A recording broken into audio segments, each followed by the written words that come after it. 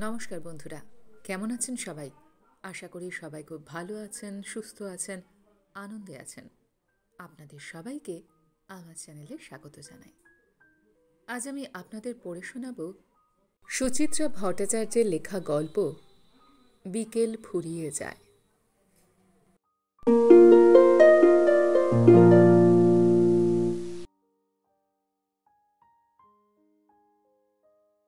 School থেকে বেরিয়ে minute 15 হাঁটার পর গলির মুখে এসে দুজন দুদিকে।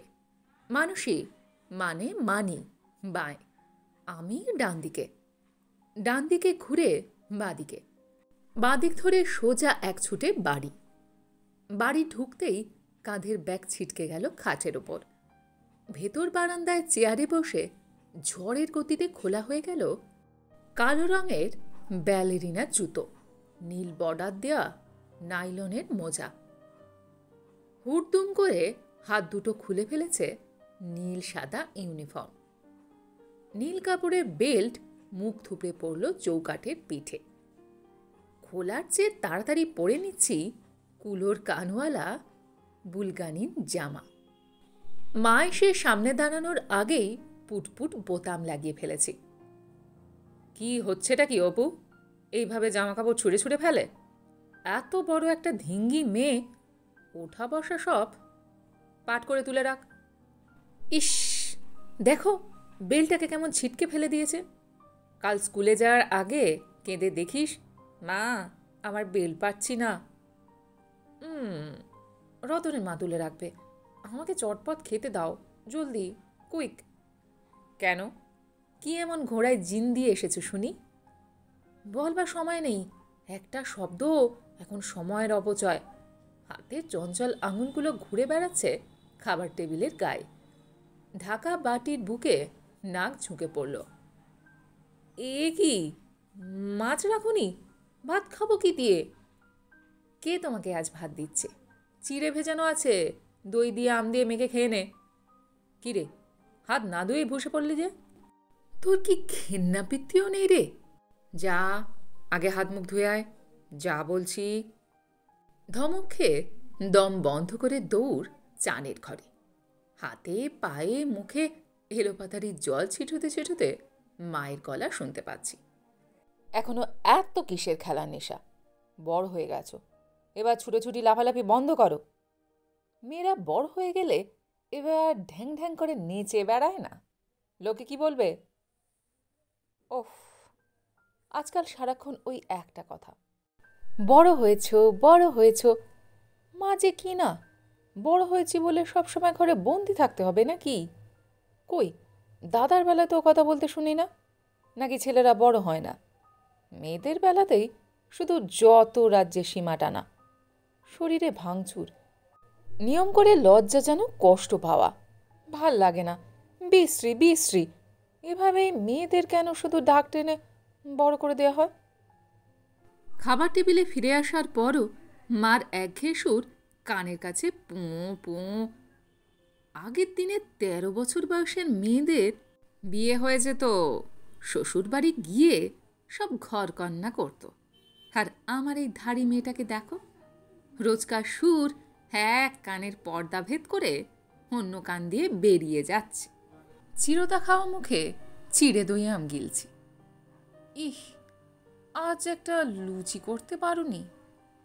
হ্যাঁ, রোজ রোজ লুচি, কোনো কাজে হাত লাগানোর নাম নেই, শুধু লম্বা লম্বা হুকুম। আমের আঁটি পেছনের উঠোনে ছুঁড়ে দিয়ে উঠে দাঁড়ালাম। বাঁ হাতে বালতি থেকে আঁচলা করে জল নিয়ে ধুয়ে নিচ্ছি ডান হাত। ভিজিয়ে হাতেই দৌড়। এতক্ষণে নিশ্চয়ই পেছনের গলিতে চক দিয়ে দাগ পড়ে গেছে। এক্ষুনি শুরু হয়ে যাবে আমাদের লম্বি ধর্ষি খেলা। আমি কি আজও শেষে পৌঁছব? কখনো না। মায়ের চিৎকার তাড়া করে চলেছে পেছনে। একটা কথাও কানে তোলা হয় না।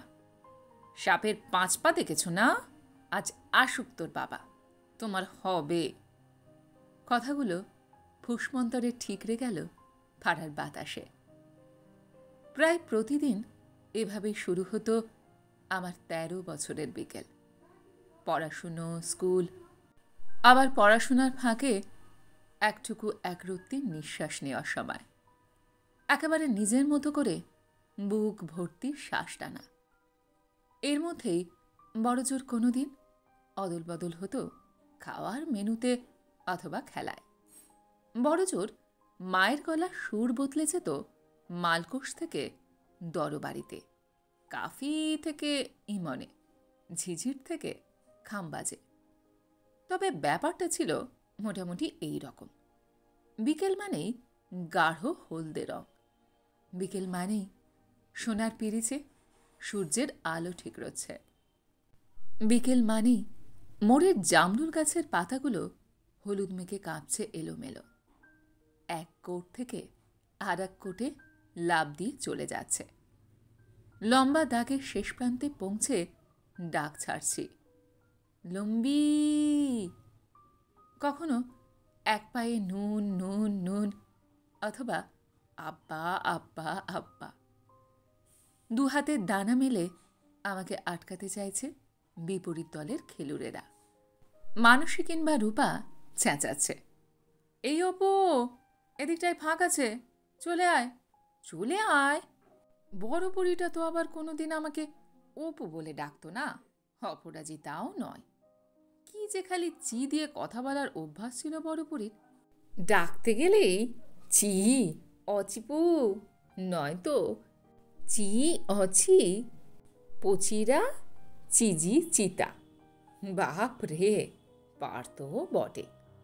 অমন একটা লম্বা নামে আমিও দিব্যি সাড়া দিয়েছি। তখন আসলে নাম নয়, ডাক নয়, চোখ বুজে শুধু শেষ ঘরে পৌঁছনোর দিকে মন। যেন ওই ঘরটাতে লুকিয়ে আছে আমার প্রাণ ভোমরা। খেলা নিয়েই আড়ি ভাব, ঝগড়াঝাটি, এমনকি বন্ধুর সঙ্গে মুখ দেখা দেখিয়েও বন্ধ। তার সত্যি কি আর আমার প্রাণ ভোমরা লুকিয়েছিল লম্বিধার্সির কোটে, কিংবা বুড়ি বসন্তী খেলায়? আমার প্রাণভোমরা তো আসলে ছিল আমার বন্ধুদের হৃদয়ের কুঠুরিতে।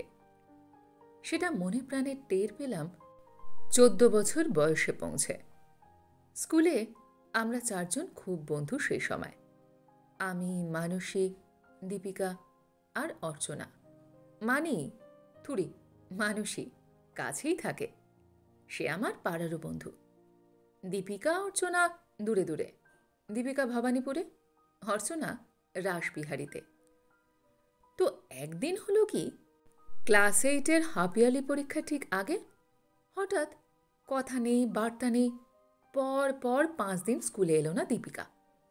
আমরা ভেবে আকুল, শেষে ঠিক করলাম ওর বাড়িতেই খোঁজ করতে হবে। বিকালবেলায় 3 জন মিলে ট্রামে তো উঠে পড়লাম। ঠিক নামলামও যদুবাজার স্টপে। তারপর কাছে ঠিকানা নেই, আগে মাত্র একবারই গেছি ওদের বাড়ি। তবু খুঁজে খুঁজে শেষে বার করা গেল পুরানো দোতলা বাড়ি, বাইরে প্লাস্টার ঘষা, কালচে শ্যাওলার দাগ প্রাচীন বাড়ির শরীরে। দোতলার ঝুল বারান্দায় নকশা করা কাঠের রেলিং, দরজা জানলার মাথায় অর্ধবৃত্তাকারে লাল সবুজ কাঁচ বসানো। কাঠের প্রকাণ্ড সদর দরজার এবারে কয়েক সেকেন্ডের জন্য দাঁড়িয়ে পড়েছিলাম 3 জনে। ভরা বিকালেও কেমন যেন থমথম করছে চারদিক। কে জানে বাবা, এই বাড়িটাই তো, দেখাই যাক না। সাহস করে মানসী আগে দরজা ঠেলতেই সিংহদুয়ার খুলে গিয়ে সামনে এক শ্যাওলা ধরা উঠোন। উঠোনের মাঝখানে মানুষ সমান এক চৌবাচ্চা, পাশ দিয়ে লোহার রেলিং দেওয়া সিঁড়ি দোতলায় উঠে গেছে। ডাকবো কি ডাকবো না করেও অর্চনা ডেকে ফেলেছে, দীপিকা। গোটা বাড়ি ভুতুড়ে রকমের স্তব্ধ। বাদ দুয়েক ডাকার পর দোতলায় খুট করে একটা শব্দ। নিচ থেকে সোজা দেখতে পাচ্ছি কালচে সবুজ দরজা খুলে গেছে।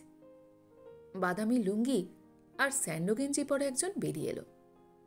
গায়ের রং তার ফ্যাকাশে রকমের ফর্সা, অনেকটা চুনের দেয়ালের মতো, মাথা জোড়া টাক, চোখের তলায় কালশিটে রঙের কালি। মানুষই কুনুই দিয়ে কোমরে খোঁচা দিল, দীপিকার বাবা। আগে কোনোদিন দীপিকার বাবাকে দেখিনি। গুটি গুটি পায়ে আমি আগে সিঁড়ি দিয়ে উঠে গিয়ে প্রণাম করে ফেললাম। আমরা দীপিকার বন্ধু। দীপিকার বাবা হাসল না, গম্ভীর গলায় বলল, তো? আমরা ভয় পেয়ে বললাম, দীপিকা বাড়ির নেই। কেন? না, মানে ও কদিন ধরে স্কুলে যাচ্ছে না তো, আর যাবে না। আমরা পরস্পর মুখ চাওয়াচাই করছি। এ আবার কি কথা? দীপিকার বাবা কি পাগল নাকি? অর্চনা সাহস করে জিজ্ঞাসা করে ফেলল, কেন মেসোমশাই? কেন আবার কি? পড়তে পাঠাবো না তাই? লেখাপড়া শিখে মেয়ে ছেলে আর দিগ্গজ হয়ে কাজ নেই। তোমরা আর ওর খোঁজ করতে আসবে না। ভদ্রলোকের কথার এমন একটা ঝাঁজ ছিল যার তোড়ে আমরা হুড়মুড়িয়ে সিঁড়ি বেয়ে নিচে নেমে গেছি। চলে যাওয়ার জন্য উঠোনও বেরিয়েছি। হঠাৎ দোতলার কোনো একটা ঘর থেকে ছিটকে এসেছে দীপিকা। আয় অপু, মানে অর্চনা, তোরা যাস না প্লিজ, দাঁড়া। সঙ্গে সঙ্গে পুরুষ কণ্ঠের হুঙ্কার, খবরদার খুকু, এক পাও বেরোবে না। কেন বেরোবো না? কেন? নিশ্চয়ই বেরোবো। আমি স্কুলে যাব, পড়াশোনা করব। দীপিকার পরনে আতময়লা স্কার্ট, ব্লাউজ, চোখ মুখ ফোলা ফোলা, চুল দেখে মনে হয় বেশ কদিন চান করেনি। আমরা থমকে দাঁড়িয়ে পড়লাম। দীপিকার বাবা দীপিকার হাত চেপে ধরে বলল, আমি তোমাকে বেরোতে বারণ করেছি খুকু, যাও, ঘরে যাও। দীপিকা জোর করে হাত ছাড়াতে গেল, অমনি গালে সপাটে একটা চড়। আমাদের সামনেই ঘাড় ধরে হ্যাঁচড়াতে হ্যাঁচড়াতে দীপিকাকে ঢুকিয়ে দেয়া হলো ঘরে। দিয়েই দরজায় শিকল। কি হলো? তোমরা এখনো দাঁড়িয়ে আছো কেন? দীপিকার সঙ্গে দেখা হবে না, যাও। অর্চনা আর্তনাদ করে উঠল, আপনি ওকে ওভাবে মারলেন? দীপিকার বাবা উত্তর দিল না, একই রকম কড়া চোখে তাকিয়ে রইল আমাদের দিকে। আমরা বেরিয়ে এলাম। রাস্তায় এসে এ ওর মুখের দিকে তাকাচ্ছি। কেসটা কি বলতো? কেমন যেন মিস্টেরিয়াস না? এ আবার কি কথা? পড়তে দেবে না কেন? কেন ঘরে আটকে রাখবে? ওর মাকে তো দেখলাম না, মা কিছু বলছে না বাবাকে? অর্চনা বলল, অন্য কোনো গণ্ডগোলও হয়ে থাকতে পারে। দীপিকা কারুর সঙ্গে প্রেম প্রেম করছে নাকি, সেটাই জানতে পেরে। দূর, ওর লাভার থাকলে আমরা জানতে পারতাম না? তাহলে দেখ, ওর বাবা হয়তো কোনো মালদার অশিক্ষিত বনেদি পাত্রতার তো জোগাড় করে ফেলেছে। ও হয়তো বিয়ে করবে না বলে জেদ ধরেছে, তাই। আমরা তিনজন মোটামুটি শেষ সম্ভাবনাটার ব্যাপারে একমত হলাম। আবার মনটাও কেমন খুঁত খুঁত করতে লাগলো। এরকমও হয়। একবার মনে হলো হতেও তো পারে। এই তো সেদিন বি-সেকশনের ভারতী দিন 15 ডুব মেরে আচমকা এক মাথা সিঁদুর নিয়ে ভেসে উঠল স্কুলে। কি হাসি খুশি হাবভাব! কথায় কথায় গড়িয়ে পড়ছে বন্ধুদের গায়ে। শাঁখা চুড়িতে ঝমঝম আওয়াজ তুলে অসভ্য অসভ্য গল্প বলছে নিজের সম্পর্কেই। সে যাই হোক, ভারতীর কথা ভাবতে একটুও ইচ্ছে করছিল না আমাদের। দীপিকার কথা ভেবেই সুন্দর সোনালি বিকেলটা কেমন পাঁশুটে মেরে গেল। একটা একদম অচেনা যন্ত্রণা আমাদের বিকেলের ফুসফুসটাকে নিংড়ে নিচ্ছে। এক বুক মন খারাপ নিয়ে যে যার বাড়ি ফিরে গেছি। খুব মন খারাপ আমাদের। পরদিন, তারপরদিন, তারপরদিনও লম্বিত হাস্যের কোট হঠাৎই কেমন বিস্বাদ। আমি মানুষের বাড়িতে যাই, মানুষই আমাদের বাড়িতে। কোনো কোনো দিন অর্চনাও আসে। বারান্দার ধাপিতে সিঁড়ির কোণায় বয়ে যায় আমাদের পাশুটে বিকেল। সবাইকে চমকে দিয়ে হাফ-ইয়ারলি পরীক্ষার দিন আচমকা হাজির দীপিকা।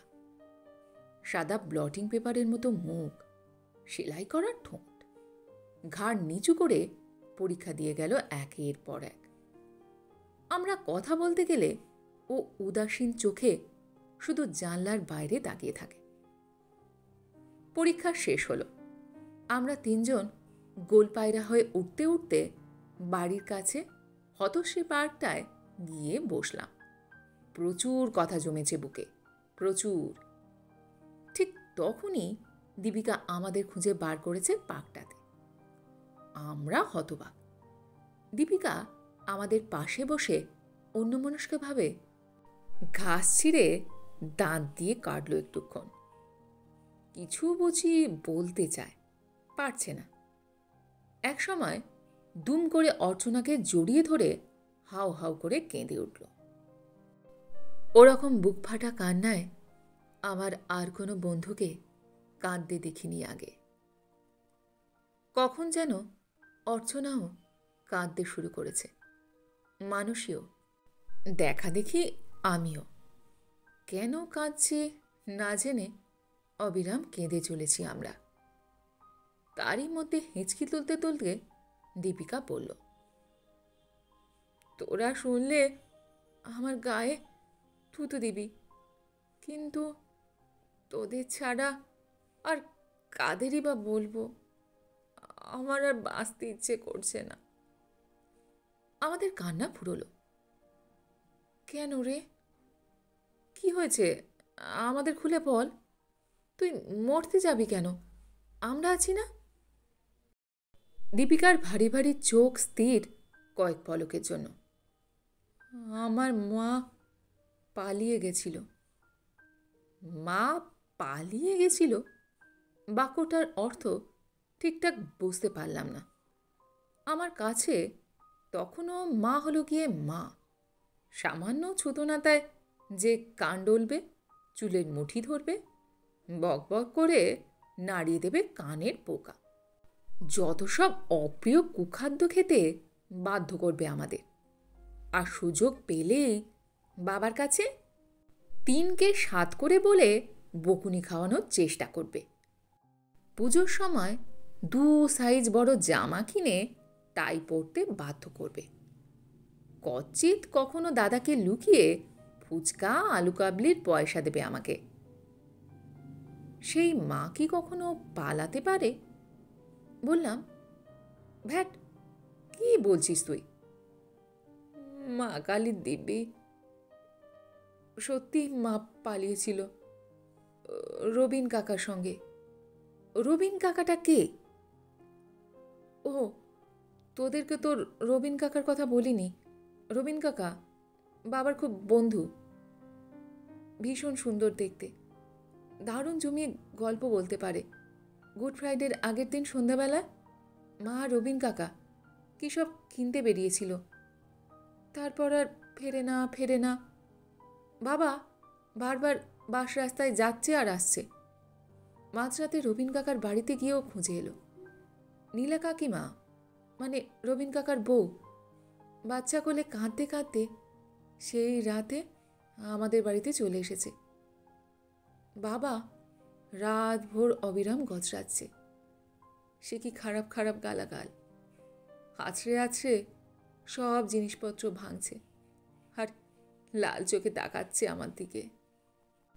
কাল থেকে যদি বাইরে পা রাখিস কেটে আদিগঙ্গায় ভাসিয়ে দেব। ভোর হতেই কাকিমাকে নিয়ে নালিশ করতে থানায় ছুট। তোরা যেদিন এলি সেদিনই থানা থেকে পুলিশ এসেছিল বাড়িতে। খোঁজ খবর করে নাকি জেনেছে মাকে আর রবিন কাকাকে হাওড়া স্টেশন থেকে ট্রেনে উঠতে দেখা গেছে।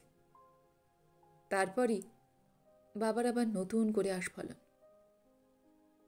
শুনতে শুনতে কাঁটা দিচ্ছিল সর্বাঙ্গে। নিজের বাবা মা চোখের সামনে দুলে উঠছে, দুলে দুলে ভেঙে যাচ্ছে। যেভাবে পাথর পড়ে ছায়া ভাঙে শান্ত দিঘির জলে। তারপর তো হাফ-ইয়ারলি পরীক্ষার 4 দিন আগে মা নিজে নিজেই এসে উপস্থিত, যেন কিছুই হয়নি। জাস্ট পাশের বাড়ি থেকে বেরিয়ে ফিরল। মাকে দেখেই বাবা সে কি মেজাজ, এমন চোটপাট করা শুরু করলো যে মজা দেখতে বাড়ি ভর্তি লোক জমে গেল। ভাবলেই আমার, বলতে বলতে আবার কেঁদে ফেলেছে দীপিকা। আমরা ওর মাথায় পিঠে হাত বোলাচ্ছিলাম। ও কেঁপে কেঁপে উঠছিল কান্নার দমকে। আমি মরে যাব, আমি মরে যাব, আমি মরে যাব। মানসী নিচু স্বরে জিজ্ঞাসা করল, আর তোর মা? মা কি বলল? মা তো বাবার থেকেও বেশি চেঁচাচ্ছিল। বলল, বেশ করেছি গেছি, আমার যেখানে ইচ্ছে যাব, যখন খুশি ফিরব। তুমি কৈফিয়ত চাওয়ার কে? মদমাতালের ঘর করি, পুরুষ মানুষ হয়ে 1 পয়সা রোজগার করার মুরত নেই। তোর বাবা মদ খায়? খায় না আবার, প্রায়ই তো রাত্রিরে চুর হয়ে ফেরে। এবার আর নিজের বাবা নয়, এবার চোখের সামনে হারুর বাবার ছবি। হারুর বাবা আমাদের পাড়ার গোকুল পরমাণিক, গলির মোড়ের খুদের সেলুনটার মালিক। সেই গোকুল কাকা যখন রোজ রাত্রিরে সামনের রাস্তা দিয়ে ঢেউ ভেঙে ভেঙে হেঁটে যায়, তখন কাজের শেষে ফুটপাত জুড়ে তাস পেটাতে বসা বদ্রী ঠাকুর, সুরিন্দর ঠাকুররা চেঁচায়, আরে ও গোকুল দাদা, সম্ভালকে চলো, সম্ভালকে। গোকুল কাকা সঙ্গে সঙ্গে গর্জে ওঠে, ছুটতে থাকে খিস্তির ফোয়ারা। কোন সালা আমাকে ভাইস দেখায় রে? আমি কি কারুর মায়ের ভাতারের পয়সায় মাল খাই? ভইস দিয়ে গকলোর সঙ্গে চালাকি চলবে না। হ্যাঁ। বলতে বলতে সোজা হেঁটে নেমে যায় পাশের নর্দমায়, 1 হাঁটু পাকে। সেখান থেকেও চলে তার গালাগালির পিচকিরি। আমি আর দাদা তো খড়খড়ি ফাঁক করে হেসে কুটুপুটি। মা দেখলেই টেনে সরিয়ে দেয় আমাদের। বাবা হুঙ্কার ছাড়ে, এই গোকলো, কি হচ্ছেটা কি? এটা ভদ্রলোকের পাড়া। বলেই রেডিওর শব্দ বাড়িয়ে দেয় দুগুণ। দৃশ্যটা ভাবতেই পেট গুলিয়ে হাসি এলো আমার। নিজের মনে ঠিক করে হেসেও ফেলেছি। অর্চনা কটমট করে তাকালো আমার দিকে। তারপর দীপিকার কাঁধে হাত রাখলো আলতো। আগে এসব কথা বলিসনি তো কোনো দিন। দীপিকা হাঁটুতে মুখ উঁচল। এসব কথা কি বলে বেড়ানো যায়? সত্যিই তো বাবা কিছু করে না। দাদু, মানে আমার মার বাবার রেখে যাওয়া টাকাতেই তো সংসার চলে আমাদের। বাড়িটাও তো দাদুর। বাবা তো ঘর জামাই। ঘর জামাই শব্দটাও খট করে বেজেছে কানে।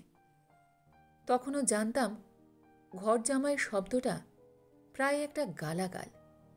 নিজের শব্দকোষে গালাগালির সংখ্যা তখনও বড় অপ্রতুল। শালা শব্দটাকেই কি যে নিষিদ্ধ গর্হিত মনে হতো তখন। ঘর জামাইটা ঠিক অতটা খারাপ না হলেও আমাদের বাড়ির ভোজপুরি ধোপা সুর করে গাইত, পহলা কুত্তা পালতু কুত্তা, দুসরা কুত্তা ঘর জামাই। আমি জিজ্ঞাসা করে ফেললাম, কেন, তোর বাবার ঘরদোর কিছু নেই? থাকবে না কেন? সেখান থেকে ভাইরা তাড়িয়ে দিয়েছে বহুদিন। আমার কাকা জ্যাঠারা কেউ বাবার মুখ দেখে না। কান্নার সঙ্গে তীব্র বিষ উগড়ে দিচ্ছিল দীপিকা। বিষ নয়, ঘৃণা। নিজের বাবা মার প্রতি ঘৃণা, জীবনের প্রতি ঘৃণা, গোটা বিশ্ব সংসারের ওপর ঘৃণা। সঙ্গে একই কথা, বাঁচব না, বাঁচব না। আর আমি তখন চোখের সামনে দেখতে পাচ্ছিলাম আমার বাবা মার মুখ। বাবা মানে যেমন হওয়া উচিত, অন্তত আমার তখনকার ধারণায়, আমার বাবা তো তেমনই। বাবা মানে একটু গম্ভীর ধরনের এক মানুষ, বেশি কথা বলে না। সকালবেলা ঘুম থেকে উঠে বাজার যায়, ফিরে এসে মন দিয়ে খবরের কাগজ পড়ে, তারপর চান খাওয়া সেরে মার হাতে তৈরি টিফিনটা নিয়ে সারা দিনের মতো অফিস চলে যায়। ফিরে সেই রাস্তার আলোগুলো চলে যাবার পর সন্ধেবেলা নিয়ম করে রেডিওতে খবর শোনে। মাঝে মাঝে আমাদের অঙ্ক ইংরাজি দেখিয়ে দেয়। কখনো কখনো ঠোঙা ভর্তি গরম জিলিপি কিনে আনে মোড়ের দোকান থেকে। কখনো বা বছরকার আমটা, লিচুটা, জামটা। আর হঠাৎ পড়া ধরে বকাঝকা করে ভীষণ। এই বাঁধা ধরা সংজ্ঞার বাইরেও তবে অন্যরকম বাবা আছে। বাবা মানেই তবে সম্পূর্ণ বিশুদ্ধতা নয়। বাড়ি ফিরে সেদিন বারবার সন্দিগ্ধ চোখে তাকাচ্ছিলাম নিজের বাবা মার দিকে। মুখের ওপর কোনো মুখোশ আছে কি? হয়তো আছে, হয়তো নেই, কে জানে। ক্লাস 8 থেকে 9-এ ওঠার পরীক্ষায় খুব খারাপ রেজাল্ট করল দীপিকা। সায়েন্স তো পেলই না, প্রমোশনটাও অন ট্রায়াল। বড়দিনে ছুটির সময়ে খবর পেলাম ওকে অন্য কোথাও যেন পাঠিয়ে দিচ্ছে ও রবিন কাকার মা। সেখানেই হোস্টেল থেকে পড়াশোনা করবে। এরপর ওর আর কোনো খোঁজখবর পাইনি। দীপিকা ক্রমশ হারিয়ে গেছে আমাদের বিকাল থেকে। এখন বন্ধু বলতে আমরা দুজন, আমি আর মানসী। অর্চনা মাঝে মাঝে আসে বিকালবেলায়, তবে মাঝে মাঝে। ক্লাস 9-এ ওঠার পরই পড়াশোনা নিয়ে ও ভীষণ সিরিয়াস হয়ে উঠেছিল। রোগাশোকা মেয়ে, নানা রকম অসুখেও ভুগত মাঝে মাঝে। স্কুল থেকে ফিরে আমি আর মানসী হেঁটে বেড়াই এদিক ওদিক। তখন আর আমরা শিশু নেই। কেঁচো ব্যাঙের প্রজনন প্রণালী পড়তে রোমাঞ্চ বোধ করি। পুংকেশর গর্ভস্বরের মিলন কল্পনা করে পুলকিত হই। লুকিয়ে লুকিয়ে মানসীদের ছাদে বসে লেডি চ্যাটার্লিজ লাভারের অনুবাদ পড়ে শিউরে উঠি। কিছু দাগ দেওয়া পাতা বেছে বেছে পড়তে থাকি বারবার। রবিবার দুপুরে অনুরোধের আসরে শোনা কোনো গানের মোহ জড়ানো বিভ্রমে আপ্লুত হই সারা সপ্তাহ।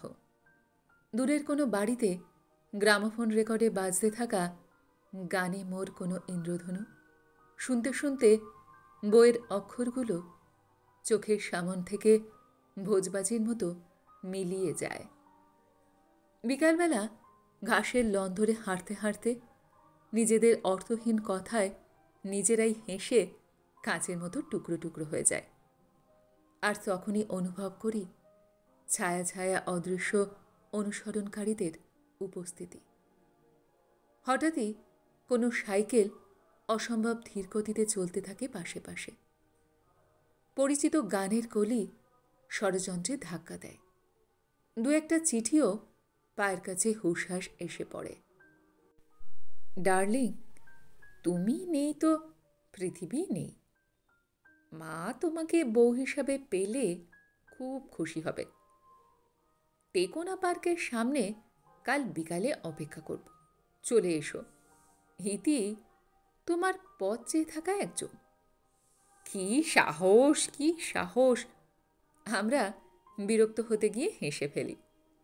চারিদিক তন্ন তন্ন করে খুঁজেও সেদিন আর দেখা পাই না সেই অচেনা প্রেমিকের। চিঠি ছুঁড়েই হুধাও বীরপুরুষ।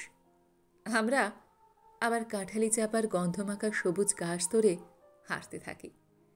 বিরক্তির সঙ্গে মেশে কৌতূহল, রাগের সঙ্গে অহংকারী পুলক। আমরা টের পাই প্রতিটি বিকেলে এখন নীরবে কুসুমের মতোই প্রস্ফুটিত হচ্ছে সে, আমাদের যৌবন। তা সেই যৌবনের ডাক প্রথম এলো মানসীর কাছে। একদিন বিকেলে মানসীকে ডাকতে গেলাম, মানসী নেই। ম্যাজেনাইন ফ্লোরে সদ্য আসা তাদের পেইং গেস্টের কাছে কেমিস্ট্রি পড়ছে। দরজার ধাক্কা দিতে বেরিয়ে এসে বলল, তুই যা, আমি পরে যাচ্ছি। প্রবীরদার কাছে কটা কেমিক্যাল ইকুয়েশন বুঝে নিচ্ছি। নিচে নেমে অপেক্ষা করলাম, মানসী এলো না। পরদিনও একই ঘটনা। মানসী হাসি মুখে বেরিয়ে এলো। কাল বেরোতে পারলাম না রে, আজ ঠিক যাব ট্রিগনমেট্রির দুটো অঙ্ক করে নিয়েই। সেদিনও আমার বিকালটা একা একাই কাটল। পরদিন আবার একই ঘটনা। মানসী হি হি করে হাসছে। মা কালীর দিব্যি, কাল পার্কের দিকে গিয়ে তোকে খুঁজছিলাম, তুই চলে গেছিলি। আজ একটু অ্যামোনিয়ার প্রপার্টিগুলো বুঝে নিয়েই। সেদিন দরজা বন্ধ হয়ে যাবার পর খানিকক্ষণ কান খাড়া করে দাঁড়িয়ে রইলাম। ভেতর থেকে মৃদু শব্দ ভেসে আসছে না। শব্দই তো, শব্দগুলোর কোনো অর্থ নেই। অন্তত সে অর্থ অ্যামোনিয়া চ্যাপ্টারে তো নেই। নিচে নেমে আর অপেক্ষা করিনি। পরিচিত রাস্তা ধরে কৃষ্ণচূড়ার ফুল মারিয়ে একা একাই হাঁটছে। দুর্বোধ্য অপমানে কান গরম, ক্ষোভে দুঃখে বন্ধুর মিথ্যাচারিতায় ক্লিষ্ট আমি একই পথ চক্কর দিয়ে ফিরছি। ধীরে ধীরে একটা চাপা কষ্ট আচ্ছন্ন করে ফেলছিল আমাকে। কষ্ট না, হিংসে। আমার একমাত্র বন্ধু মানসী প্রেমের সন্ধান পেয়ে গেছে আমার আগেই। ঠিক করলাম ওর সঙ্গে আর কথা বলবো না।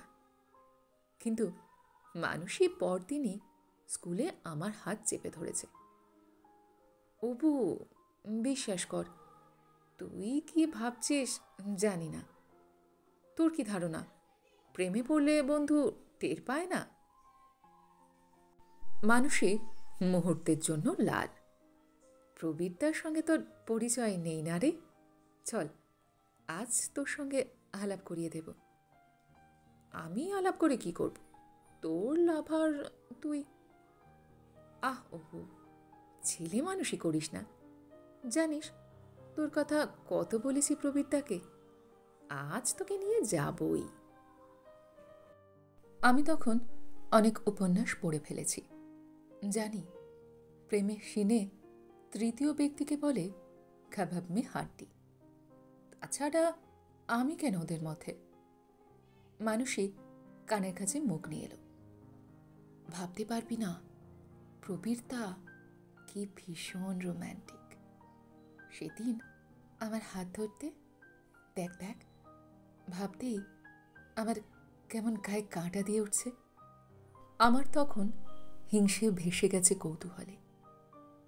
কি কথা হয় রে তোদের দুজনের? কত কথা। মানুষই গা মুচড়ল। এই আমি কি ভালোবাসি, ও কি ভালোবাসে, আমার মা বাবা কেমন, ওর দেশে কে কে আছে, এই এমএসসি করে ও কি করবে, বিয়েতে কারুর বাড়িতে আপত্তি হবে কি না। তোরা বিয়ের কথাও ভেবে ফেলেছিস? ভাববো না, তাড়াতাড়ি বিয়ে না করে ফেললে ওর যদি অন্য কারোর দিকে মন ঘুরে যায়। যা, প্রকৃত ভালোবাসা থাকলে লক্ষ বছর অপেক্ষা করা যায়। প্রাজ্ঞ প্রেমিকার মতো বললাম, তুই লাইলা মজনু পড়িসনি? হীর রাঞ্ঝা। তুই ঠিকই বলেছিস রে, প্রবীরদাও তাই বলে।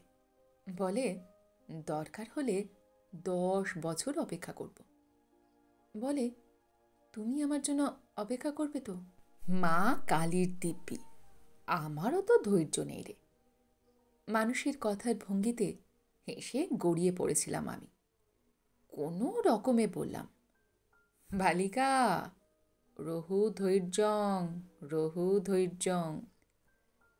একদিন বিকেলে অর্চনার বাড়ি থেকে একটা বই নিয়ে ফিরে দেখি মানুষই আমাদের বাড়িতে বসে দিব্যি তেঁতুলের আচার খাচ্ছে। আমাকে দেখে চোখে আঙুলে ঠোঁটে এক রহস্যময় ইঙ্গিত করে বলে উঠল, কিরে, কাল যাচ্ছিস তো? কোথায়? কেন, তুই কাল স্কুল থেকে যাচ্ছিস না বেনহার দেখতে? স্কুলে টাকা জমা করিসনি? ভীষণ চমকেছি। মানুষের কথা মার কানেও গেছে। মা আমাকে জিজ্ঞাসা করল, তুই তো বলিসনি বাড়িতে এসে? মানুষের রহস্যময় ইঙ্গিত ততক্ষণে বুঝে গেছি।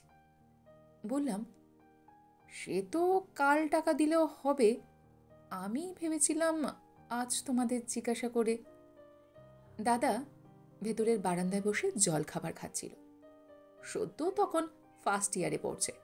বারান্দা থেকেই চেঁচিয়ে বলল, যা যা দেখে আয়, যা একটা চ্যারিয়ট রেস আছে না। রাস্তায় এসে মানুষকে বললাম, ব্যাপার কি রে, গুল মারলি কেন? মানুষই আমার কাঁধ জড়িয়ে ধরে বলল, মা কালীর দিব্যি, প্রবীরদা এমন করে তোর সঙ্গে আলাপ করতে চাইল। ইস, চাইলেই হলো, আমি আলাপ করলে তো। প্লিজ অপু, ও 3টে টিকিট কেটে ফেলেছে জঙ্গলির, শাম্মী কাপুর আর সায়রা বানু। স্কুল থেকে বেরোবি কি করে? আমি কাল স্কুলে যাচ্ছি না। তুই টিফিনের সময় পেট ব্যথা টাথা কিছু বলে। মিথ্যে কথা বলতে কি যে বুক ঢিপ ঢিপ করছিল স্কুলে।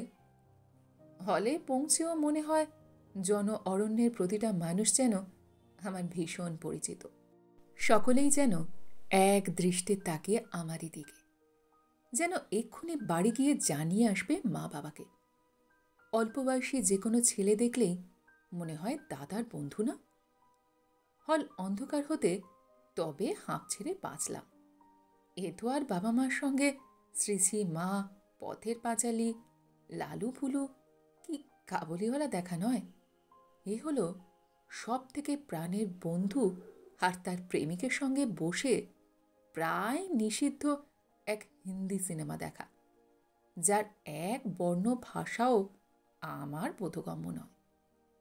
চোখের সামনে শুধু এক উদ্দাম দস্যু পুরুষ ইয়াহু চিৎকার করে ঝাঁপিয়ে পড়ছে পদ্মের পাপড়ির মতো কোমল আর রূপসী এক প্রেমিকার উপর। বরফের দৃশ্য দেখতে দেখতে আমার যেন গায়ে জ্বর এসে গেল। প্রতি পলে পাশে বসা প্রেমিক যুগলের ফিসফিসানিও কানে আসছে। অন্ধকারেও টের পাচ্ছি মানুষের শরীরকে পেট দিয়ে আছে প্রবীরদার বলিষ্ঠ হাত। শো শেষ হওয়ার আগেই আলাপ হয়েছিল প্রবীরদার সাথে। হাফ টাইমে দু একটা টুকটাক কথা। পর্দায় যখন বুনো প্রেম শেষ হলো তখন আর ভয় সংকোচ নেই, মুখে আমার কথার খই ফুটছে। তারপর মশাই, এই যে আমাকে পাপের ভাগী করলেন, তার শাস্তিটা পাবে কে? প্রেমিক প্রেমিকার মাঝে ঈশ্বরও থাকতে ভয় পায়। আমি তো নেহাতি এক ফচকে শয়তান। কি করে যে বলেছিলাম ওসব কথা, তা যাই হোক। হল থেকে বেরিয়েই আমি আর মানুষই আলাদা, প্রবীরদা আলাদা। বাসে উঠে প্রবীরদা দূরে সিটে, সম্পূর্ণ অন্যমনস্ক মুখ এক অচেনা তরুণ। পাড়ায় এসে উত্তেজনায় ফেটে পড়েছিল মানুষই। এই অপু, বল না, কেমন লাগলো প্রবীরদাকে? গম্ভীর বিচারকের মুখ করে রায় দিলাম, মন্দ নয়, বেশ উইটি, তোর টেস্ট আছে। মানুষই বিশাল লম্বা নিঃশ্বাস ফেলল। যাক, আমার যা ভাবনা হচ্ছিল। সময়ের মনে সময় এগোয়। বর্ষা, শরৎ, হেমন্ত ফুরিয়ে শীত এসেছে। অ্যানুয়াল পরীক্ষা চলাকালীন বারান্দায় দাঁড়িয়ে রাস্তায় পাড়ার জুনিয়র মেয়েদের খেলা দেখছি। সেদিনই অঙ্ক পরীক্ষা ছিল। ট্রিগনমেট্রিটা ভালো হয়নি, সেই জন্য মনটাও বেশ খারাপ। পরদিন বায়োলজি পরীক্ষার জন্য পড়তে বসায় তেমন উৎসাহ পাচ্ছি না। এমন সময় মানুষই এলো। তার মুখ চোখও কেমন আনমনা। আমারই পাশে দাঁড়িয়ে খেলা দেখছে, অথচ কোনো কিছুই যেন দেখছে না। গত কমাস ধরে ওর যেন কীরকম ছাড়া ছাড়া ভাব। প্রায় বিকেলে কোথাও না কোথাও অভিসারে নিপাত্তা হয়ে যায়। পুজোর কদিন একটা সন্ধেতেও ওর টিকি দেখা যায়নি। একদিন জিজ্ঞাসা করেছিলাম, খুব সাহস পেরেছে দেখছি, মাসিমা যদি জানতে পারে। তুই কি ভাবছিস, মা কিছুই আন্দাজ করে না? প্রবীরদাকে মারও খুব পছন্দ, হবে নাই বা কেন বল? ব্রাইট স্টুডেন্ট, অত সুন্দর চেহারা, ভালো ফ্যামিলি, দেশে কত জমিজমা ঘরবাড়ি। তাই তোর এত সাহস? আজ বেলুড় দক্ষিণেশ্বর, কাল সিনেমা, পরশু লেক, খুব চালাচ্ছিস। তো এখনো কি শুধু হাত ধরাধরি, নাকি একটু এগিয়েছে? যা। প্রচণ্ড জোরে চিমটি কেটেছে মানুষই। তুই বড় ফাজিল হয়েছিস। বলতে বলতে গলা নামিয়েছে। কিস করেছে। মিস মার্পেলের মতো ওর চোখের দিকে তাকিয়েছি আমি। কেমন লাগে রে? টক টক, মিষ্টি মিষ্টি, ভীষণ ভালো। ওহ, বলে বোঝানো যায় না। তোর হোক, বুঝতে পারবি। স্বর্গ সুখ রে, স্বর্গ সুখ। প্রবীরদার সঙ্গে এর মধ্যে দু একবার দেখা হয়েছে এদিক ওদিক। এসে কথাও বলেছি এক আচ্ছা, ভালোই লেগেছে। হিংসে এখন অতীত। মনের গভীরে ওদের প্রেম অনুক্ষণ এক গোপন আনন্দের উৎস হয়ে উঠেছে আমার। কিভাবে ওদের প্রেম পূর্ণতা পাবে তাই নিয়ে ভাবি দিনরাত। যেন ওদের প্রেমের সার্থকতাতে আমারও কিছুটা অংশীদারি রয়ে গেছে। পাশে দাঁড়ানো মানসীকে জিজ্ঞাসা করলাম, কিরে মানি, পরীক্ষার সময়তেও ধ্যান চলছে? মানুষই মাথা ঝাঁকালো, না, কালকের বায়োলজি পরীক্ষার কথা ভাবছি। বাজে বকিস না, তোর নাক টানা দেখে বুঝতে পারি সর্দি হয়েছে কিনা। প্রবীরদার সঙ্গে ঝগড়া করেছিস? শীতের শুকনো পত্রপুষ্পহীন কৃষ্ণচূড়ার গাছের দিকে তাকিয়েছিল মানসী। হুট করে আমার হাত চেপে ধরেছে। ও কেমন বদলে যাচ্ছে রে অপু। কেন, কি বলেছে তোকে? বলবি আবার কি? 2-4 মিনিট কথা বলেই আমাকে আজকাল কাটাতে চায়। বেরোতে বললে পড়াশোনার ছুতো দেখায়। বারে, পড়াশোনা করবে না? রেজাল্ট ভালো হলে তো তোরই লাভ, সে তো তোরই জন্য। হুম, আমার জন্যে না হাতি। মেয়েদের চোখ ঠিক বুঝতে পারে। তুই একবার ওর সঙ্গে কথা বলবি? আমি আমি কি বলবো? সদ্য পড়া উপন্যাস উগড়ে দিলাম মানসীকে। দেখ মানি, প্রেম হলো এক ধরনের সাধনা, ব্রত। দুজন নারী পুরুষের মধ্যে চিরন্তন সম্পর্কের ইমারত গড়ে ওঠার শক্ত ভিত। এখানে তৃতীয় মানুষের ভূমিকা নেই রে। প্রবীরদাকে তো দেখেছি, মিথ্যে ভাবিস না। প্রবীরদা খুবই ভালোবাসে তোকে। মানসী হঠাৎই খেপে গেল। থাক, তোকে আর লেকচার মারতে হবে না। যদি কোনোদিন মরে যাই। আমি ওর মুখ চেপে ধরলাম। তুই তো লায়লাকেও হার মানালি রে। অলরাইট, কাল পরীক্ষা শেষ হোক, ধরছি প্রবীরদাকে। পরীক্ষার পর মানুষের ঘ্যানঘ্যানানি এড়াতে না পেরে শেষ পর্যন্ত এক বিকালে গেলাম প্রবীরদার ঘরে। আমাকে দেখে প্রবীরদা প্রথমটা খুব অবাক। শুধু অবাক নয়, কেমন যেন মনে হলো খুশিও। সরাসরি কথা পারলাম। আয় মশাই, আমার সুন্দর বন্ধুটাকে আপনি এত কষ্ট দিচ্ছেন কেন? প্রবীরদা অল্প থমকালো। কষ্ট দিয়েছি? কই না তো। বাজে কথা বলবেন না। ওর সঙ্গে আপনি ভালো করে কথা বলেন না, বাইরে বেরোতে চান না, কথা বলতে গিয়ে হাই তোলেন, ব্যাপারটা কি? আমার আক্রমণে বিন্দুমাত্র বিচলিত নয় প্রবীরদা। মিটিমিটি হেসেই চলেছে। তোমার বন্ধুর কথা ছাড়ো, নিজের কথা বলো। তোমাকে যে কি সুন্দর দেখতে লাগছে আজ। এক্ষুনি যদি সুচিত্রা সেন তোমাকে দেখতো। একটা শিরশিরে চোরা স্রোত বয়ে গেল আমার শরীর বেয়ে। জীবনে প্রথম কোনো পুরুষের মুখে আমার রূপের স্তুতি। ইস, ফাজলামি হচ্ছে, দেব মানিকে বলে, তখন টেরটি পাবেন। চকিতে প্রবীরদা এগিয়ে এলো আমার দিকে। তোমার মনে হচ্ছে আমি ফাজলামি করছি? তুমি জানো তুমি কত সুন্দর? আয়নায় ভালো করে দেখেছ নিজেকে? প্রবীরদার চোখ ক্রমশ ঘোলাটে অসহ্য। আমি সরে আসার আগেই আমার হাত চেপে ধরেছে। বিশ্বাস করো অপরাজিতা, তোমাকে দেখার পর থেকেই, তোমার সঙ্গে কথা বলার পর থেকে মানুষই অসহ্য হয়ে গেছে। ম্যার মেরে জোর করে ওর সঙ্গে বেরিয়েছি, এদিক ওদিক গেছি, কিন্তু সে প্রায় বাধ্য হয়ে তুমি ছাড়া। কেউ যেন শীষে গলিয়ে ঢেলে দিচ্ছে আমার কানে। সজোরে নিজেকে ছাড়িয়ে দুহাত কানে চেপে ধরলাম। কি পাগলের মতো যা তা বলছেন? এ তো ট্রেচারি, চিটিং, ছিচি ছিচি।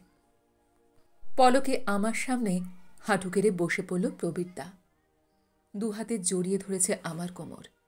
এক ধাক্কায় ফেলে দিয়ে ছিটকে এসেছি ভেজানো দরজার কাছে। নিচু স্বরে হিসহিস করে উঠলাম, জানোয়ার, জানোয়ার কোথাকার। মানি একটা জানোয়ারকে ভালোবেসেছিল। নিচে উদ্বিগ্ন মানুষের সামনে এসে দাঁড়ানোর সময়ও হৃৎপিণ্ড পাগলা ঘণ্টি বাজাচ্ছে। মুঠো শক্ত করে চোয়াল ঘষলাম। মানুষই যেন কিছু আঁচ করতে না পারে। কি বলল রে?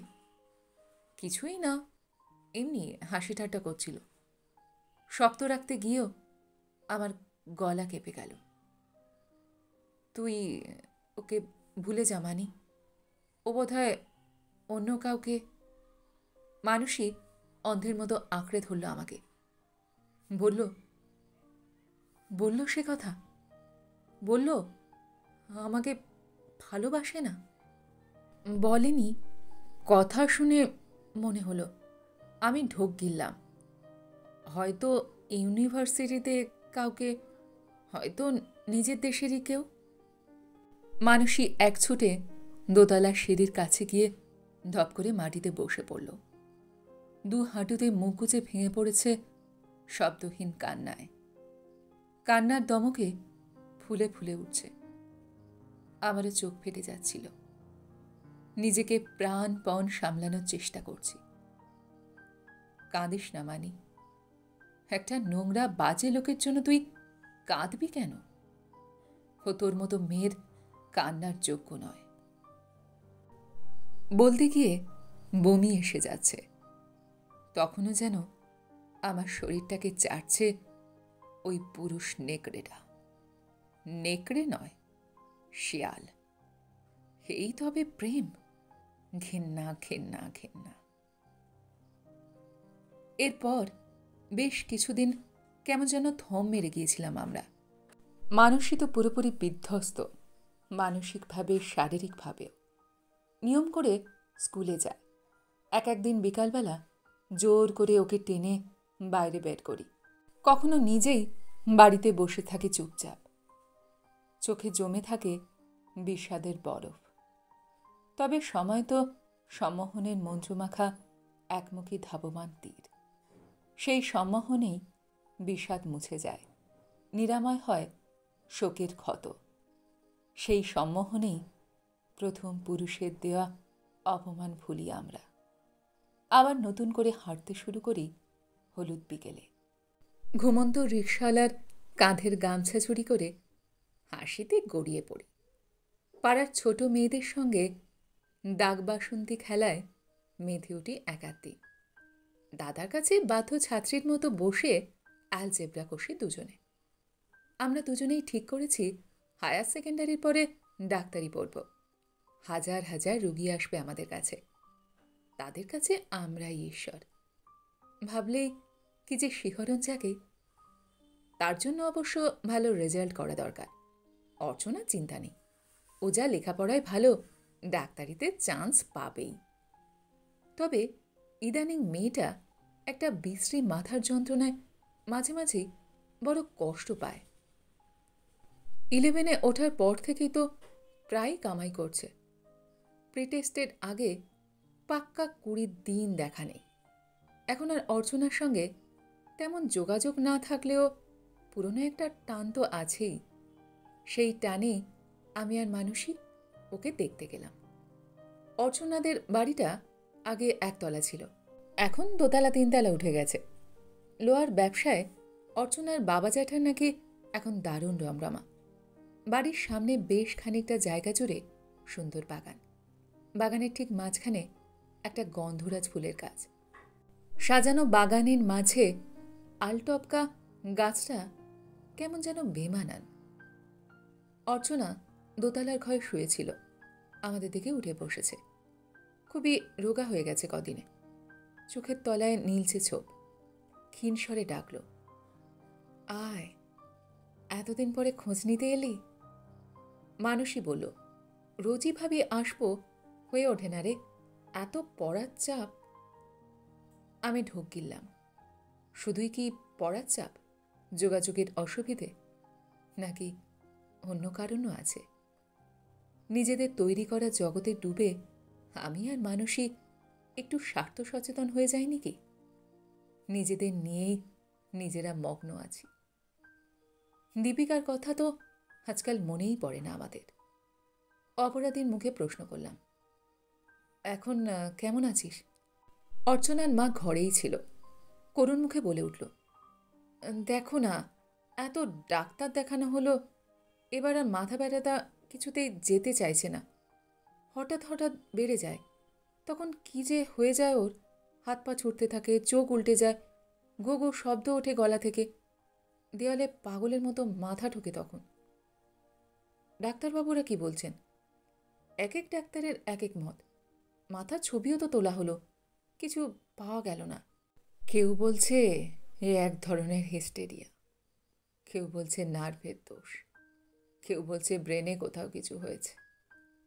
অর্চনার মা দীর্ঘশ্বাস ফেলল। কি যে হলো! অর্চনা চোখ বুজে ফেলল। ঠোঁট দুটো কেমন সাদাটে হয়ে গেছে। কাঁপা গলায় বলল, কবে যে আবার স্কুল যেতে পারবো? মানুষই বলল, ওষুধ পড়ছে তো, দেখ না, 2-4 দিনের মধ্যেই ভালো হয়ে উঠবি। আমাদের কথাবার্তার মাঝে অর্চনা জেঠিমা আমাদের জন্য সিঙ্গারা মিষ্টি নিয়ে এসেছেন। অর্চনার মার মতো এর কপালেও এক ধ্যাবড়া সিঁদুর, সিঁথি জপজপে লাল। ঘরেও এরা খুব দামি দামি তাঁতের শাড়ি পরেন। অর্চনার জেঠিমার চেহারা বেশ দশাসই। অর্চনার মার মতো রোগাশোকা ছোটোখাটো নয়। চোখ দুটো জগদ্ধাত্রী ঠাকুরের মতো বড় বড়, টানা টানা। তিনি বললেন, আর গুচ্ছের ওষুধ খাইয়ে কাজ নেই, ডাক্তারদের কেরামতি বোঝা গেছে। পরশু গুরুদেব এসে পড়েছেন, তার ছোঁয়াতেই অনু আমাদের ঠিক সেরে উঠবে। রাস্তায় এসে মানসীকে বললাম, কি হয়েছে, ডাক্তাররা ধরতে পারছে না কেন বলতো? কে জানে, ডাক্তাররা তো আর ধন্বন্তরী নয়, অনেক অসুখই তো আছে, ধরা পড়ে না। বড় বড় ডাক্তাররাও। তার মানে ডাক্তার হলে আমরাও অনেক রোগ ধরতে পারবো না? রোগী মরে যাবে? মানুষই হেসে ফেলল। আগে থেকে এত ঘাবড়ে যাচ্ছিস কেন? হয়তো ওরা যাদের দেখিয়েছে তারা ধরতে পারেনি। বিজ্ঞান এখন অনেক উন্নতি করেছে, কত সব জটিল রোগের ওষুধ বেরিয়ে গেছে। আমি বললাম, তাছাড়াও মাথার উপর তো ভগবান আছেন, অর্চনাকে ভগবানই ঠিক ভালো করে দেবেন। মানুষই অল্প উত্তেজিত হলো। ওষুধ না খাওয়ালে ভগবানের বাবারও সাধ্যি নেই ওকে ভালো করার। শুনলি না ওর জেঠিমা কি বলল? দূর, ওটা কথার কথা। নিজের ছেলে মেয়েকে কেউ ওষুধ না খাইয়ে থাকতে পারে? দেখ, হয়তো গুরুদেবী কিছু ওষুধ বিষুধ জানেন, তার ওষুধেই হয়তো ভালো হয়ে যাবে অর্চনা। তখনও আমাদের মনে এরকমই অনেক সাদামাটা সরল বিশ্বাস, জীবনের প্রতি, মানুষের প্রতি, ঈশ্বরের প্রতি। বাড়ি ফিরে তাই ঠাকুর প্রণাম করতে গিয়ে মনে মনে বলেছি, হে ঠাকুর, অর্চনাকে তুমি ভালো করে দিও, যে করে হোক। এরপর কদিন প্রিটেস্টের চাপে অর্চনাকে আর দেখতে যাওয়া হয়নি। পরীক্ষা শেষ হওয়ার ঠিক পরেই একদিন স্কুলে গিয়ে দেখি আমাদের ক্লাসের মেয়েরা এক জায়গায় জটলা বেঁধে দাঁড়িয়ে কি যেন বলা বলি করছে। তখনও প্রেয়ারের সময় হয়নি। অন্যান্যদের মতো আমি আর মানুষীও ভিড়ে ঢুকে পড়লাম। কি হয়েছে রে? উমা, তোদের সঙ্গে এত ভাব, তোরা জানিস না অর্চনা মা কালী হয়ে গেছে। ওদের গুরুদেব নাকি বলেছেন। পুরোটা শোনার আগেই প্রার্থনার ঘণ্টা পড়ে গেল। খোলা আকাশের নিচে সার বেঁধে দাঁড়িয়ে আমরা হাত জোর করে গাইছি, তোমারই গৃহে পালিছ স্নেহে, তুমি ধন্য ধন্য হে। ক্লাসে ফিরে আবার সেই জটলা, আবার সেই রোমহর্ষক আলোচনা।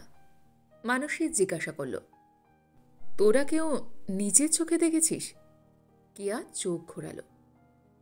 দেখে কাজ নেই, যা শুনেছি তাই যথেষ্ট। দুনিয়া শুদ্ধ লোক সবাই জেনে গেছে প্রত্যেক শনি মঙ্গলবারে নাকি ভর হচ্ছে অর্চনার, মা কালী আসছেন ওর শরীরে। মানুষই অবিশ্বাসের গলায় বলল, যা, এই আমরা সেদিন গিয়ে দেখে এলাম। আমিও তো প্রথমে বিশ্বাস করিনি। ওরা নাকি আর ডাক্তারও দেখাচ্ছে না, গুরুদেব কি সব শেকড় বাকড় খাওয়াচ্ছে, তাই খেয়ে নাকি মরার মতো পড়ে থাকে সারাদিন। বিশ্বাস না হয় আজ তো মঙ্গলবার, গিয়ে দেখে আয় না।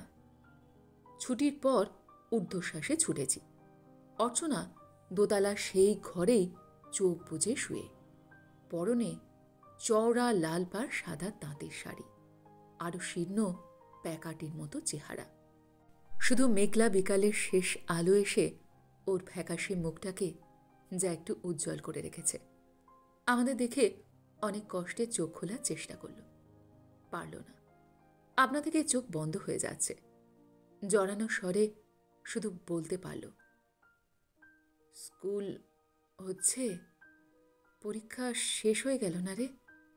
অনেক পড়ায় গিয়ে গেছে। মানুষই অর্চনার অস্থিসার হাতে হাত রাখল। তেমন কিছু না, তুই সেরে ওঠ, ঠিক ধরে নিতে পারবি। অর্চনার বন্ধ চোখের কোলে দুফোঁটা জল টিলটিল। ফিজিক্সটা এখনো কত বাকি রয়ে গেছে আমার। কথা শেষ হবার আগেই অর্চনার মা ঘরে ঢুকে আঁতকে উঠেছে। এ কি, তুমি ওকে ছুঁয়েছ কেন? শনি মঙ্গলবার ওকে ছোঁয়া একদম বারণ। মানুষই ভয়ে ভয়ে হাত ছেড়ে দিল। কেন মাসিমা? গুরুদেব বলেছেন যেদিন ওর শরীরে মা অধিষ্ঠান করেন সেদিন ওকে বাইরে লোক স্পর্শ করতে পারবে না। তোমরা এক কাজ করো, নিচের ঘরে গিয়ে বসো, একটু পরে ওর আরতি আরম্ভ হবে, প্রসাদ নিয়ে যেও। ভদ্রমহিলার স্বরে এমন কিছু ছিল, আমরা মন্ত্রমুগ্ধের মতো নিচে নেমে এলাম। বড় হলঘরটায় এর মধ্যে ধূপধুনা দেয়া শুরু হয়ে গেছে।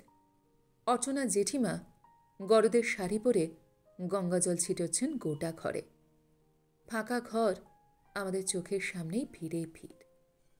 আরও খানিক্ষণ পর লাল পোশাক পরা, বাবরি চুল পরিপাটি করে আঁচড়ানো, সৌম্যদর্শন এক উজ্জ্বল চোখ সন্ন্যাসী খড়ম খটখটিয়ে নেমে এলেন ওপর থেকে। মুহূর্তে দিব্য গন্ধে চতুর্দিক মাতোয়ারা। সকলে ভক্তিভরে উঠে দাঁড়িয়েছি। দেখা দেখি আমরাও। অজান্তেই আমার মুখ থেকে বেরিয়ে এলো, কি অলৌকিক গন্ধ রে মানি। মানুষই জোরে জোরে নাক টানল। গন্ধটা খুব চেনা চেনা লাগছে রে আমার। কোথায় যেন বড় মাইমার ফ্রেঞ্চ পারফিউমটা কি? ভক্তদের বাবা বাবা রবে মানুষের গলার ঢাকা পড়ে গেল। তিনি সযত্নে পাতা অজিনাসনে বসলেন। মন্ত্রকণ্ঠে সকলকে বললেন, বসো। বলেই অর্চনার বাবার দিকে তাকিয়েছেন। কই, আমার বেটি কোথায়? আমার খ্যাপা মা? অর্চনার বাবা আর জ্যাঠতুতো দাদা প্রায় পাঁজাকাল করে নিয়ে এলো আধা অচেতন অর্চনাকে। জ্যাঠা তাকে স্থাপনা করলেন লাল শাটিন মোড়া বেদির ওপর। অর্চনার দুই বোন দ্রুত এসে 3 দিকে 3খানা তাকিয়া দিয়ে দিল। সেই তাকিয়া ঠেকাতে আছোয়া অর্চনা কেমন নির্জীব নিষ্প্রাণভাবে ঝুলছে। টকটকে লাল একটা শাড়ি তার শরীর ঘিরে আষ্টে পৃষ্ঠে জড়ানো, গায়ে ব্লাউজ নেই, মাথার চুল খোলা, কপালে এত বড় একটা রক্তচন্দনের ফোঁটা। গুরুদেব তার গলায় পঞ্চমুখী জবার মালা পরিয়ে জলদ গম্ভীর গলায় হুঙ্কার ছাড়লেন, মা, মাগো, করাল বদনী তারা ব্রহ্মময়ী, একবার বুকে চেপে বসো মা, বদ রক্ত সব বেরিয়ে যাক, মা, মাগো। চিৎকারের জন্য কিনা জানি না, অর্চনার স্থির শরীর একটু নড়ে চড়ে উঠল। তারপর আচমকাই গলা থেকে ছিটকে এসেছে গো গো শব্দ। ঠোঁট বেয়ে কষ গড়াচ্ছে, এক মাথা চুল ঝপাং করে নেমে আসছে মুখের ওপর, আবার ঝাঁকুনি খেয়ে ছড়িয়ে পড়ছে।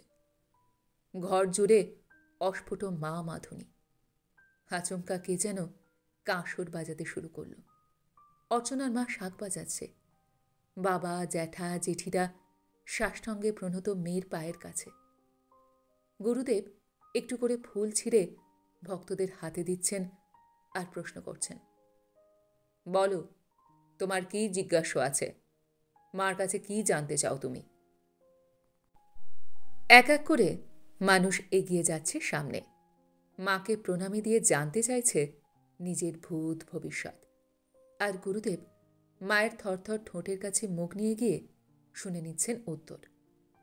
আমার কিরকম গা ছমছম করছিল।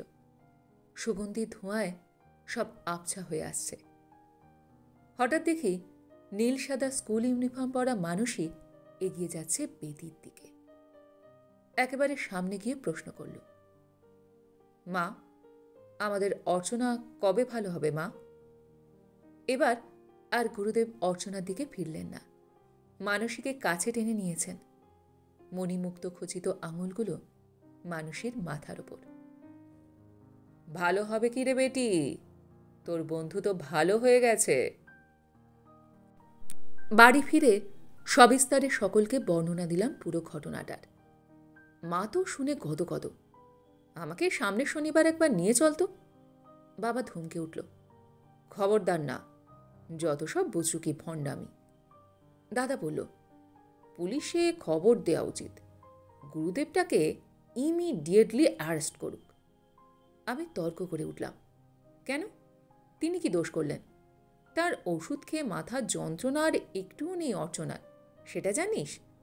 তাছাড়া আমরা নিজের চোখে দেখে এসেছি ওর ভেতরে সত্যি সত্যি মা কালী। দাদা রেগে গেল, হায়ার সেকেন্ডারি দিবি, এখনো এত গাধার মতো কথা বলিস কি করে রে অপু? আমি দাদার ওপর খুব রেগে গেলাম। তর্ক করলাম না বটে, তবে বাবার কথাও মানতে পারলাম না মনে মনে। বিশ্বাসেই ঈশ্বরকে পাওয়া যায় আমি জানি। ঠিক করলাম এর পরদিন মা কালীর কাছে গিয়ে পরীক্ষার রেজাল্টটা কী হবে জেনে আসব। অর্চনার বোন বলেছিল ওর বাবা জ্যাঠারা নাকি একটা মন্দির করে দেবেন গুরুদেবকে। সেখানে মায়ের বিগ্রহ প্রতিষ্ঠা হয়ে গেলেই মা কালী অর্চনার শরীর থেকে বেরিয়ে আসবেন। তখন সম্পূর্ণ সুস্থ হয়ে উঠবে অর্চনা। অর্চনাটা অবশ্য তার আগেই মরে গেল। সেদিন ছিল রাখি পূর্ণিমা। সকাল থেকেই টিপ টিপ বৃষ্টি। কেয়ার মুখে খবর পেয়ে আমি আর মানসী পড়ি মরি করে ছুটেছি। গিয়ে দেখি ক্লাসের প্রায় অর্ধেক মেয়ে পৌঁছে গেছে, কয়েকজন দিদিমণিও। ভেঙে পড়েছে গোটা অঞ্চল। অত লোক, তবু কারুর মুখে একটা শব্দ নেই।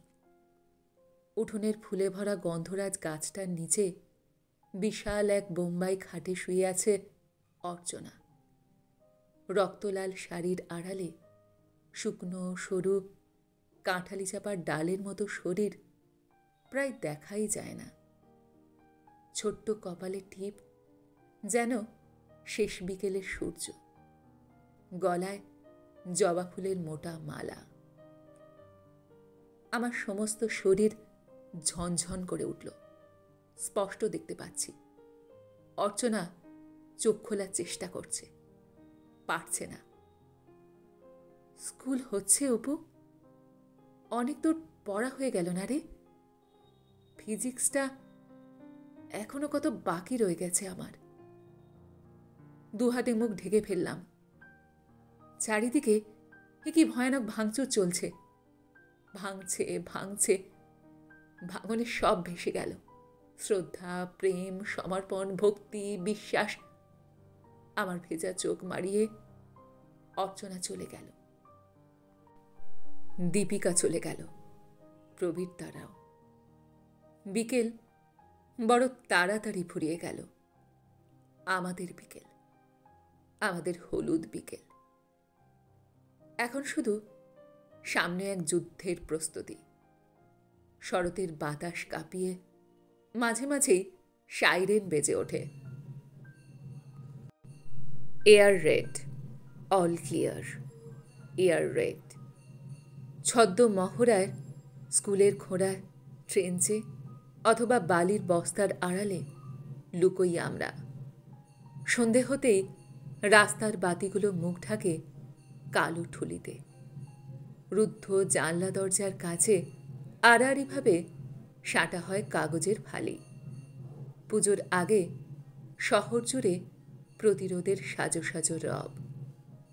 আমার মনের ভেতরেও এক যুদ্ধের প্রস্তুতি চলতে থাকে অবিরাম। ক্রমশ বড় হয়ে উঠি আমি, সত্যিকারের বড়।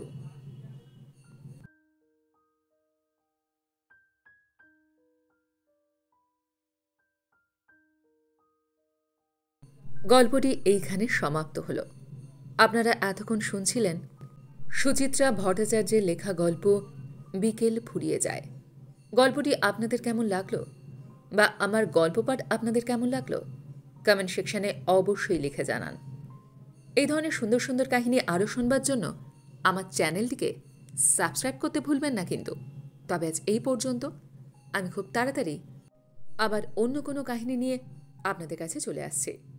সবাই খুব ভালো থাকবেন, সুস্থ থাকবেন, আনন্দে থাকবেন। নমস্কার।